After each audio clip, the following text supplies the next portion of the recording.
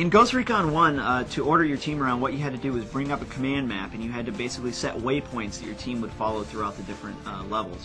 What we wanted to do in Ghost Recon 2 was to make things a lot more intuitive and easy to use. So we came up with basically a contact-sensitive system that, through single pushes of the button on the Xbox controller or bringing up quick menus, you can easily and quickly order your team around. And what that does is it makes it a lot more accessible to mainstream players that can use those orders, and it's a lot less intimidating, but it still has a lot of the tactical flexibility for more hardcore players that want to do things like layer orders, order flanks, order suppressive fires, and use envelopment tactics while they're engaging the enemy. In Ghost Recon 1, vehicles were relatively static. They were a big threat, but they were usually an objective-driven thing, that the vehicles were here and you had to take them out, and it was either kill you or kill them. Now when you run into vehicles, we can switch them over to a hunt AI behavior, and they'll actually path through the levels and hunt you like real vehicles will.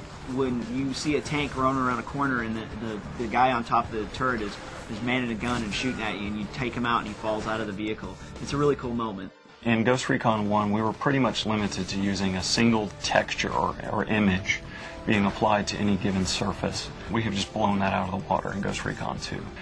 We've added specular mapping and environment mapping and normal mapping, all of which translate into seamless blending of surface details, shiny surfaces and reflective surfaces, and surfaces where we're able to add more apparent detail than what can be done through geometry alone.